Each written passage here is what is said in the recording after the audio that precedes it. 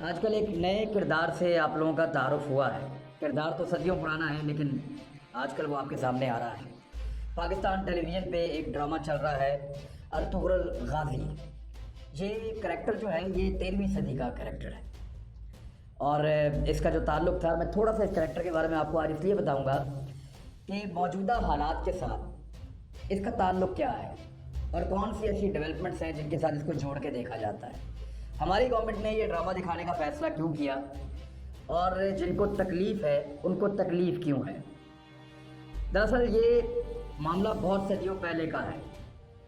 13ویں صدی میں جب چنگیز خان کی قیادت میں منگولیا سے نکلنے والے بہت سارے منگول تاتاری یہ حملے کر رہے تھے مسلمانوں پہ، یورپینس پہ، چین تک گئے، انہوں نے بے شمار ملکوں کو فتح کیا، بہت زیادہ تباہی پھیلائی، بہت زیادہ لوٹ مار کی، اور بڑے ظالم ان کے فوجی ہوا کرتے تھے۔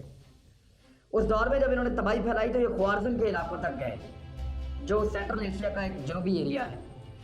جب یہ خوارزم کے علاقوں تک گئے تو خوارزم کی ایک بڑی تگڑی سلطنت تھی، اس کو بھی انہوں نے تباہ کر دیا۔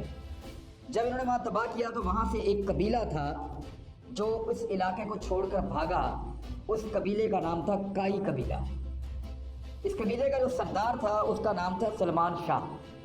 سلمان شاہ کے 4 بیٹے تھے اور اس کا جو تیسرے نمبر پہ بیٹا تھا، یہ ڈرامہ اس کے اوپر بنا ہوا ہے۔ اس کا نام ارطغرل ہے، ارطغرل غازی اس کو کہتے ہیں۔ یہ جو اس کا بیٹا تھا یہ اس کے ساتھ اس قافلے میں موجود تھا، اور لگ بھگ کوئی 400-500 خاندان تھے اور بہت سارے لوگ تھے، عورتیں، بچے، یہ سب جا رہے تھے۔ دریائے فرات کو کراس کرتے ہوئے جو بادشاہ تھا سلمان شاہ، جو سردار تھا اس قبیلے کا، وہ ڈوب کے ہلاک ہو گیا۔ یہ مسلمان تھا، اور اس کے بعد پھر اس کے بیٹے کو اس قبیلے والوں نے ارطغرل کو جو ہے وہ ارطغرل غازی کو انہوں نے وہ بنا دیا، اپنا قبیلے کا سردار چن لیا۔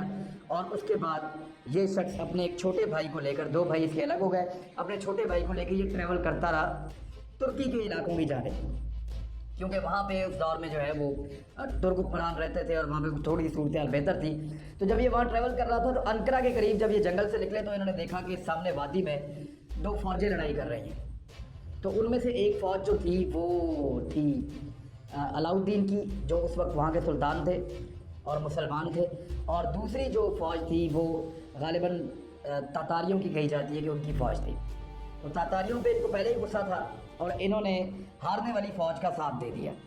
444 بندے مختلف روایات میں ان کے پاس تھے، تو 444 بندوں کے ساتھ انہوں نے بڑا وحشی قسم کا حملہ کیا، اور ان کے لوگ بھاگے نہیں، ڈرے نہیں۔ تو ارطغرل کی مدد سے جو سلطان علاؤالدین تھا اس دور میں، وہ ہاری ہوئی جنگ جیت گیا اور تاتاریوں کو بھاگنا پڑا۔ تو سلطان کو یہ پسند آ گیا، وہ ان کو انقرہ اپنے ساتھ لے گئے اور ان کو ایک علاقہ بھی دے دیا، پہاڑی علاقہ، کہ جناب آپ یہاں پہ رہیں اور یہاں کے سردار آپ بن جائیں، اور صرف جو ہمارے دشمن ہیں ان کو روکنے میں ہماری مدد کریں۔ ارطغرل غازی وہاں پہ گیا اور جا کے وہاں پہ جم کے بیٹھ گیا۔ ارطغرل نے اپنی زندگی میں ایک خواب دیکھا تھا، اور وہ خواب یہ تھا کہ اس کو ایک چاند نظر آیا، ایک بہت بڑا درخت نظر آیا جس کی شاخیں جو ہیں وہ دنیا بھر میں پھیلتی ہیں، بہت دور تک، کئی ملکوں تک۔ تو اس کے مرشد نے اس ٹائم پہ اس کو بتایا تھا کہ تم بہت بڑی حکمرانی کرو گے اور تمہاری اولاد بھی کرے گی، اور تم لوگ اسلام کے لیے اور دین کے لیے کام کرو گے، تمہیں چن لیا گیا۔ اور اس کا جو خواب ہے وہ اس طرح پورا ہوا کہ جو اس نے اپنے خواب کے اندر دیکھا اس میں اس نے 4 پہاڑ دیکھے تھے اور 4 دریا بھی دیکھے تھے۔ تو جو چاروں دریا ہیں وہ اس کی سلطنت میں تھے، دجلہ بھی، فرات بھی، نیل بھی، دینوا بھی، یہ سارے اس کی سلطنت میں تھے۔ اور جو 4 پہاڑ اس نے دیکھے تھے ان میں کوہ طور، کوہ کاف، کوہ اطلس اور کوہ بلقان، یہ تمام اس کی سلطنت کے اندر شامل تھے۔ 650 سال تک انہوں نے حکومت کی۔ 650 سال کے بعد پہلی جنگ عظیم آتی ہے۔ اس نے آس پاس کے علاقوں کو فتح کرنا شروع کر دیا، اور کرتے کرتے اپنی سلطنت بناتا گیا، اور ایک وقت آیا کہ اپنی وفات سے پہلے یہ بہت طاقتور ہو گیا۔ اس کے بیٹوں میں سے جو چھوٹا بیٹا تھا عثمان، اس نے اس کی جگہ لی۔ وہ بڑا پکا اور سچا مسلمان تھا اور بڑا عادل آدمی تھا۔ اس شخص نے فیصلہ کیا کہ وہ خلافت کو زندہ کرے گا۔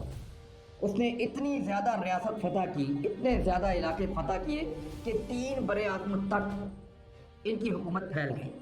پہلے تو اس کے والد نے بڑے کارنامے کیے تھے جن کے اوپر یہ ڈرامہ چل رہا ہے، اور اس کے بعد جب عثمان آیا تو عثمان نے جو خلافت عثمانیہ کی ایک بنیاد رکھی، اور 3 برے اعظموں میں یہ پھیل گئے۔ اب میں آپ کو बिल्कुल मुख्तसरन बताता हूँ कि बाद में क्या हुआ। इन्होंने लगभग कोई 650 साल हुक्मरानी की, खिलाफत उस्मानिया मौजूद रही, लेकिन 650 साल के बाद इनमें अयाशी आ गई, गद्दारियाँ आ गई और बहुत सारी चीज़ें ऐसी आ गई जो खराबी की सूरत हाल पैदा होना शुरू हो गई। हजाज इनके पास था।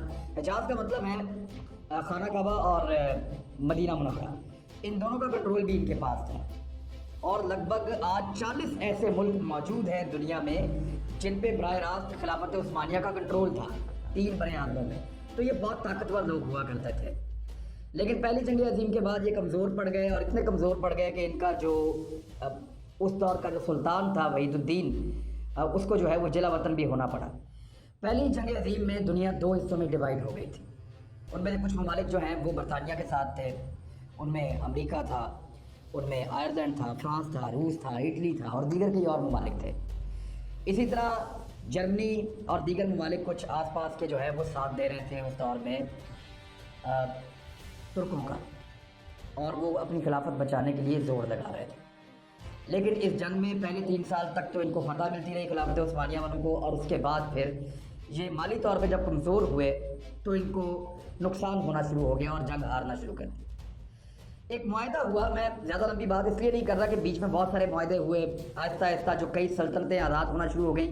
40 ऐसे ममालिक हैं जो खिलाफत उस्मानिया के दौर में जितना बड़ा इलाका उनके कंट्रोल में था उसमें से निकला तो 3 बड़े आज़मों में 40 ममालिक निकल आए जो आज़ाद हो गए।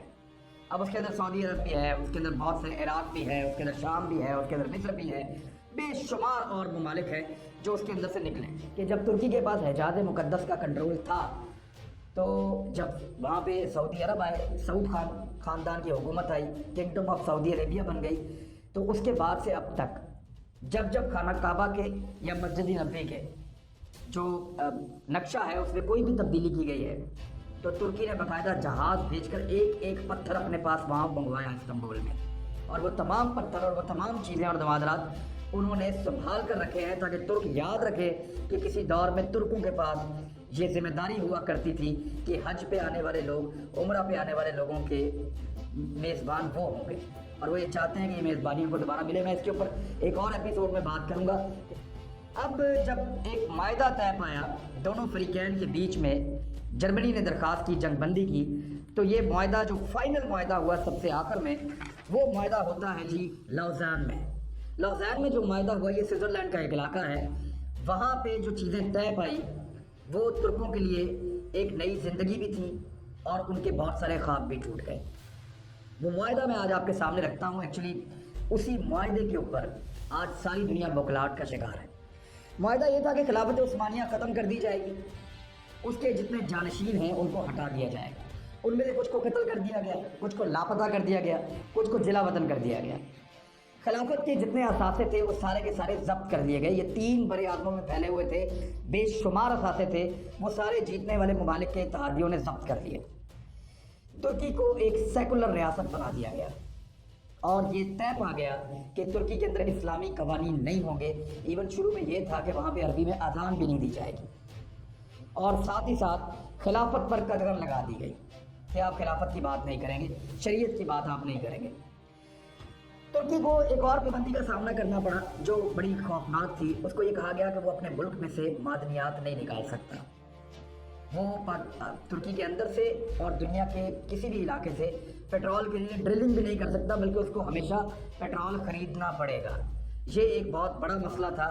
तुर्की में तेल के बड़े ज़खायर हैं, लेकिन वो ऐसा नहीं कर सकता कि उनको ड्रिल करें। बास्फोरस उनके पास एक समुंदर है, उसकी एक बंदरगाह है, बास्फोरस उसको कहते हैं। ये बिल्कुल इस्तांबुल या पुराना नाम उसका कुस्तुनतुनिया है, जो लोग उसको जानते हैं वहाँ पे ये समंदर का किनारा है। अब इस बंदरगाह को इंटरनेशनल पानी करार दे दिया गया कि यहाँ से जितने भी जहाज़ गुजरेंगे, बहरी जहाज़, तुर्की उनसे किराया वसूल नहीं करेगा, उनसे कोई किसी किस्म का जो है वो टैक्स वसूल नहीं कर सकता। हालांकि इसकी जो अहमियत है वो इतनी ज़्यादा है जितनी नहर स्वेज़ की है। बहुत रीढ़ की हड्डी है दुनिया की तजारत की नहर स्वेज़, और बिल्कुल इसी तरह ये बास्फोरस भी। लेकिन तुर्की को मना किया गया कि आप यहाँ से टैक्स नहीं ले सकते। अच्छा, ये मुआहदा जो था ये आलमी सतह का मुआहदा था और इसकी मुद्दत थी 100 साल की, यानी तुर्की 100 साल तक इस मुआहदे की किसी शिक की खिलाफ वर्जी नहीं कर सकता। अब वो 100 साल कब मुकम्मल हो रहे हैं, याद रखिएगा یہ معاہدہ ہوا تھا 1923 میں، یہ جولائی 1923 میں ہوا تھا اور اس کے بعد یہ امپلیمنٹ ہو گیا 1924 میں۔ تو 2023 میں ترکی اس معاہدے سے آزاد ہو جائے گا۔ ایک آزاد ترکی کیا حاصل کرنا چاہتا ہے، یہ ہے آج کا سب سے بڑا سوال۔ طیب اردگان وہاں پہ موجود ہیں اور وہ اب دنیا کو ایک مختلف نظر سے دیکھ رہے ہیں۔ ترک کیا چاہتے ہیں اور ان سے کون کون خوفزدہ ہے، یہ بات یاد رکھیے گا کہ ارطغرل سے شروع ہونے والی جو کہانی ہے اس کو اس وقت اس لیے دہرایا جا رہا ہے تاکہ جو لوگ اس کو دیکھیں، جو مسلمان اس کو دیکھیں، وہ دوبارہ سے نیت باندھیں اور کوشش کریں کہ وہ جو عزم رفتہ ہے یا وہ جو پرانی ہماری کھویا ہوا مقام ہے اس کو حاصل کرنا ہے۔ یہ ہے پہلا سٹیپ۔ اب اس کے خلاف پاکستان کے اندر بہت سارے آپ کو ایسے لوگ ملیں گے جو بولنا شروع ہو جائیں گے، اور اگر وہ ایسے بول لیں تو آپ یہ سمجھ لیجئے گا کہ وہ کسی کے کہنے پہ یا کسی کے ایجنڈے پہ بول رہے ہیں، کیونکہ امریکہ، پورا یورپ اور کچھ ایسے اسلامی ممالک جہاں پہ بادشاہت ہے، جہاں پہ ملوکیت ہے، وہ کبھی نہیں چاہیں گے کہ لوگ یہ ڈرامہ دیکھیں یا ان کرداروں کے بارے میں جانیں، اور ان کرداروں کے بارے میں جاننے کے بعد اس خواہش کو اپنے اندر پالنا شروع کر دیں کہ دوبارہ سے مسلمان اکٹھے ہوں گے۔ یاد رکھیے گا جب ترک خلافت ختم ہو رہی تھی، خلافت عثمانیت کا خاتمہ ہو رہا تھا، تو پوری دنیا میں کہیں کسی مسلمان ملک نے آواز نہیں اٹھائی، کیونکہ ان کو اپنے اپنے علاقوں میں بادشاہتیں مل رہی تھیں یا وہ اس سے اپنے آپ کو لا تعلق کر رہے تھے۔ لیکن صرف ایک جگہ تھی جہاں سے آواز اٹھائی گئی اور جہاں سے لوگوں کو بھیجا گیا، اور وہ ہے برصغیر پاکستان اور ہندوستان۔ اس وقت پاکستان نہیں بنا تھا، لیکن یہاں سے بہت بڑی تعداد میں مسلمان گئے اور خلافت کے لیے لڑے۔